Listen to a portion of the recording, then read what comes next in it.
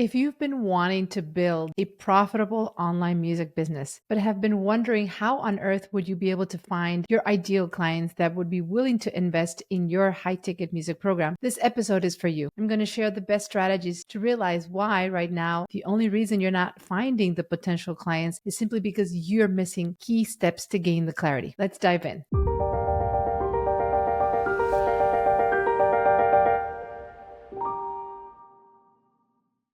Welcome to the Musicians Creating Prosperity podcast. I'm your host, Dr. Fabiana, and today we're going to talk about why you may be wondering how you could find high ticket clients for your music program when instead, perhaps you should be asking yourself a better question. You see, one of the best things that I've found is we're actually incredibly predictable when it comes to brain behavior. You see, when we don't understand something, typically it's because we're asking the wrong questions. And a question that I get a lot from musicians who are considering building high ticket online programs and maybe consolidating the way they were working before. Maybe you've been wondering, what could this look like if I were to build a premium program, and how could I find these ideal clients that would be willing to invest in my offer? The best way to start this process is by recognizing a phenomenon called RAS, which is Reticular Activation System. You see, when you identify what you're looking for, when your brain narrows in the specific target, the goal, all of a sudden your brain will find ways to highlight evidence of that vision, of that goal. It will show you evidence that what you're trying to create is actually possible.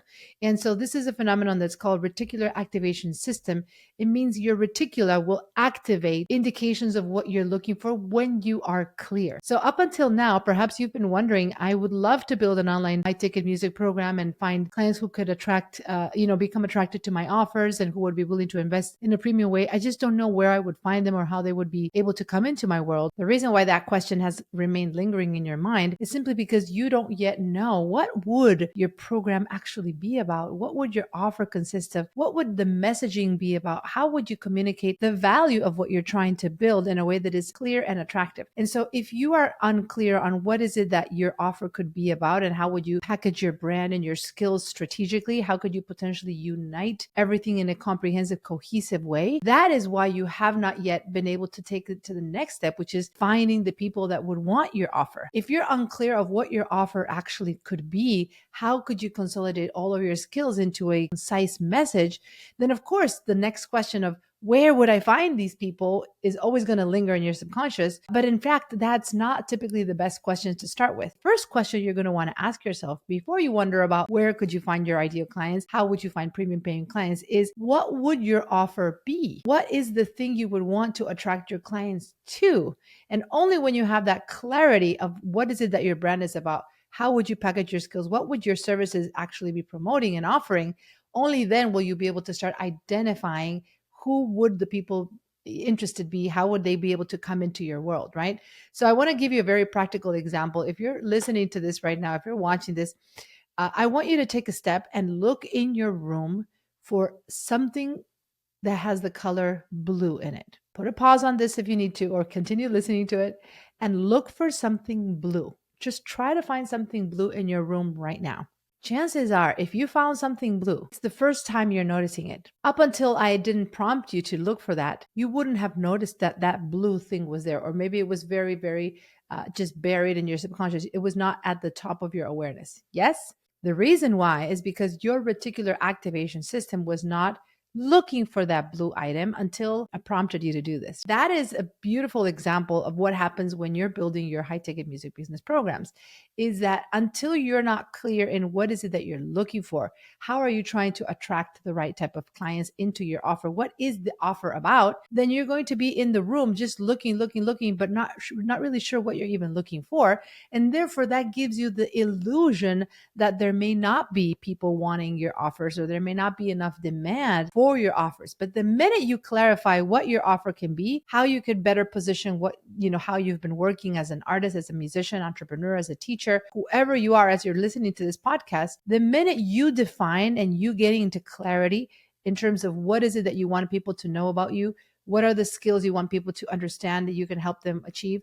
What are your core values? Because that's a very important part of defining your brand and really figuring out how to communicate not just the essence of what you do, what your skill sets are, but also who you are as a human being.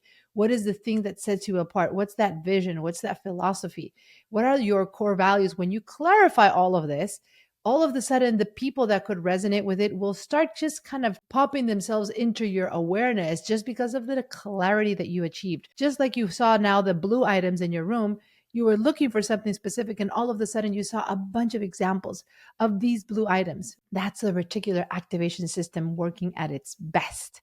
And so I want to encourage you to make sure that if you are right now wondering or perhaps doubting whether people or not would want what you have to offer, whether people would be willing to invest in your program in a high ticket model, which is obviously the best way to establish this type of model where you're not trading your time anymore. And there's many more episodes where you can go back and listen to understand more about why I'm such an advocate for building high ticket programs, especially as you're establishing this type of income stream that relies on your knowledge. It's basically downloading your brain and giving people access to that. Why starting with a higher ticket price point, anywhere between $2 to $5, $6, $7,000 for per student for like a 6-month group program is the sweet spot to start off, because it requires low volume of students to quickly reach your financial goals, to get you to start winning back your time, to get you start potentially letting go of other things that you don't want.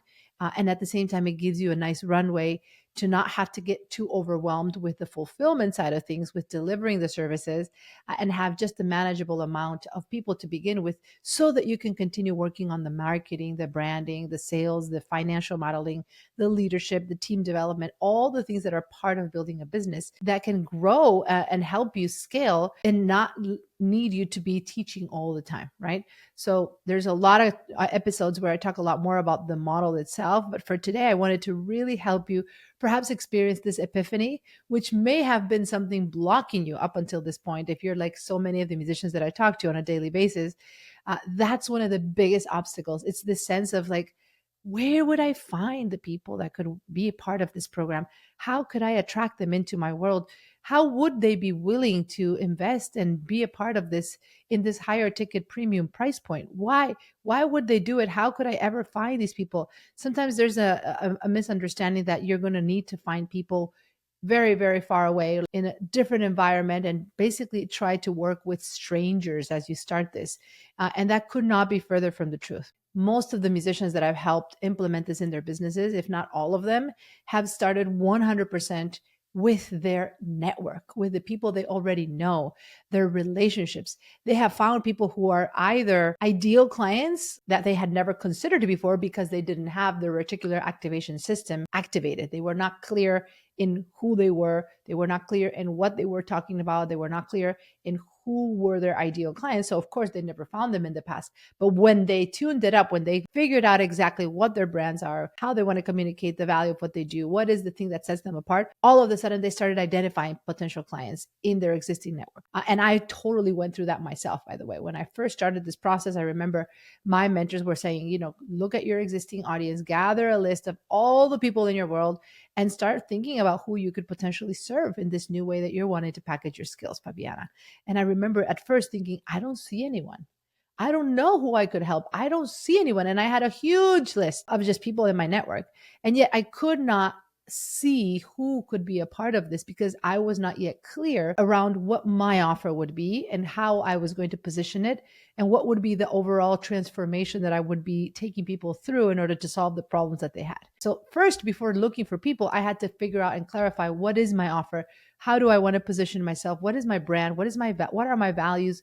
How do I want people to associate me as an expert in what, right? What is the thing I want to stand in my authority and position myself from a place of service, but also truly as a category of one? Like, what is that thing? Once I figured that out, then I was able to find a lot of people. In fact, my very first program round, I had 13 people join my 6-month group program at the time. Most of them were people that already knew me. They had known me for years. They were in my network already, but because I wasn't clear and I had never really proposed something specific to them or reached out with this clarity or built an awareness around what I was doing in a new way with clarity and conviction, of course, no one ever thought that I could help them. Neither did I.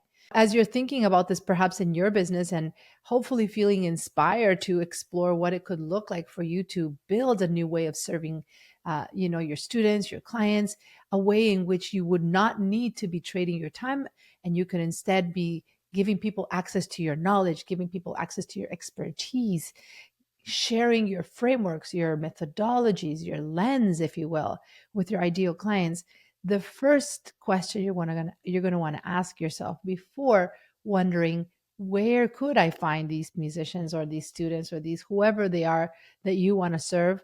How would they ever want to work with me? Before you start asking yourself those questions that will only lead you to a sense of frustration, perhaps, or overwhelm, or even imposter syndrome, feeling maybe I'm not as worthy as I thought I was. Maybe I don't have enough to offer. Maybe I need to still get better at it, right? That's another misconception that I hear a lot. Like, oh, I need to first get myself more proficient in this thing, or try to improve my education on this side of things, or earn more recognition on this side of things, or get more certifications, or just do ABC XYZ to feel more worthy of creating this offer. No.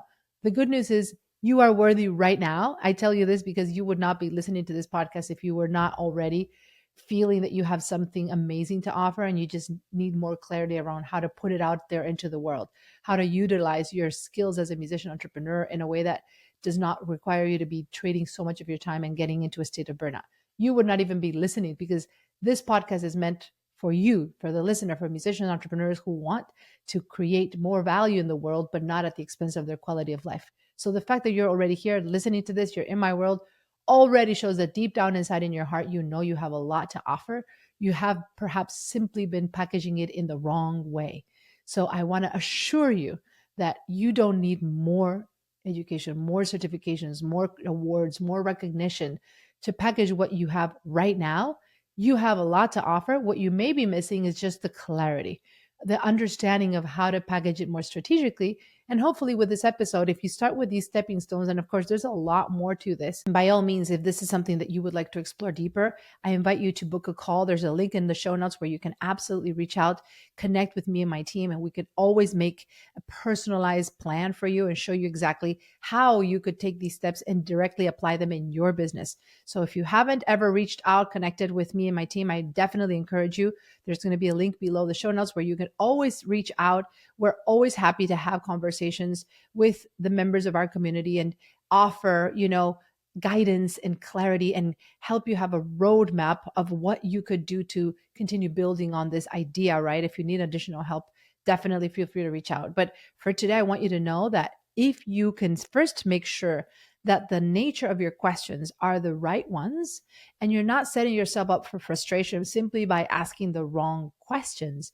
If instead of saying, where would people find me? How would people want what I have to offer? How would I ever find people who would be willing to invest in a premium program, like what Fabiana is teaching? The first question is, do you know what that needs to be? Do you feel confident in what you're offering? Do you feel clear on what would those stepping stones be that you could help your clients achieve? What would your offer be about? What would the value proposition be about? And if the answer is no, then that's where you need to start. Don't start trying to find who would be the people who want your program. First, figure out what would your offer be about. How could you gain clarity? That typically helps to start with not only the skills, but also your values, right? If you can connect who you are as a person, what are the things that matter to you? What are the hills you would die on, as the saying goes, that you really care about fixing?